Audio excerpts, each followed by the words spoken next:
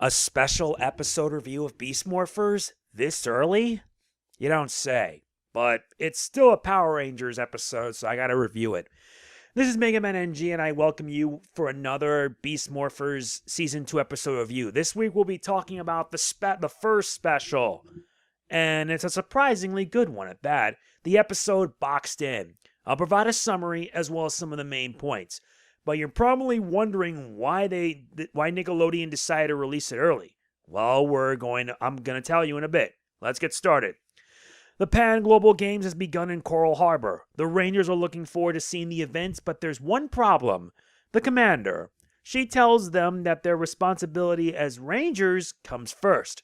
Zoe, Devin, and Nate head to check the Morph-X towers for inspection, while I believe Devin and Steel go for the games. Scrozzle, along with Blaze and Roxy, sees it as a perfect distraction to engage the Rangers. They're in for a fight unlike any other. Can the Rangers get their work done and beat the bad guys so they can enjoy the Pan Global Games? Yeah, this is really surprising because I didn't really think that Nickelodeon, or rather Hasbro for that matter, be bringing a Power Rangers special this soon. Truth be told, the timing of it, well, is a bit unexpected. Not to mention this episode's aired out of order and for a good reason. The reason being that this year was supposed to be where the 2020 Summer Olympics takes place, in Tokyo. But due to some unexpected circumstances, it got postponed to 2021. The episode is about the Rangers having to contend with Evox's forces while struggling with their duties as Rangers, as well as the fact that they want to go to the Pan Global Games, but they can't. I'm surprised the Pan Global Games is mentioned here, and I never thought it would be going on for this long. Last time I remember hearing about the Pan Global Games was in Season 3 of Mighty Morphin Power Rangers. It was also part of a story arc with Kimberly as she was training for the Pan Global Games. And yeah, that wasn't pretty. It was a pretty good story arc that set things up for Kat to become the Pink Ranger. It's really good, and I recommend you watch it. It started with a 2-part episode, then a 3-part episode changing of the Zords, followed with a filler, and then it ended with a different shade of pink. You should check it out, it's awesome.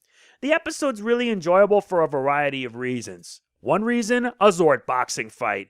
And it happens while the Rangers try to find a way to free Devin, who pretty much, well, yeah, that was like not a pretty sight. It just wasn't, period. And I think I kind of messed up on the summary of it, but yeah, Devin ended up on the fight of his life where he and Cruz in the Megazord were fighting against not one, not two, but 3 Gigadrones.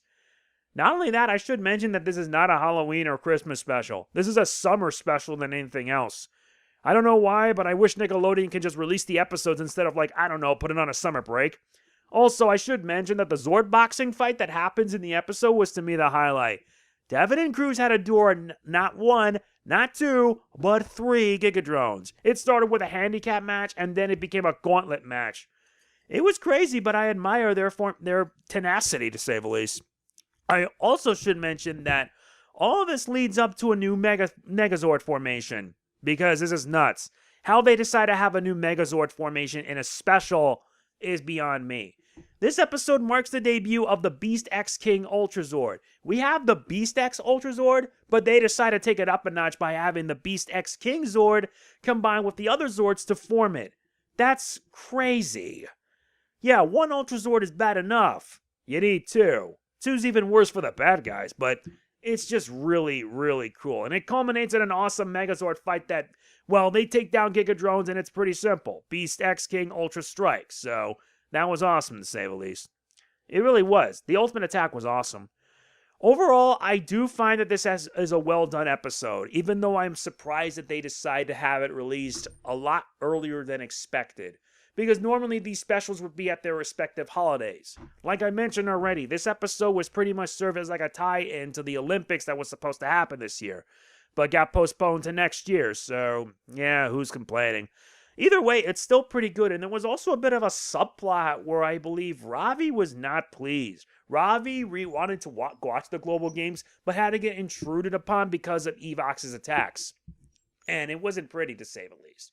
The good news is that at least they were able to beat down the bad guys and do what they do best. So, yeah, that was pretty satisfactory, to say the least. However, I have one nitpick with this episode. No Ben and Betty, which is a rather surprising. Yeah, you notice they didn't even show up to the entire episode at all.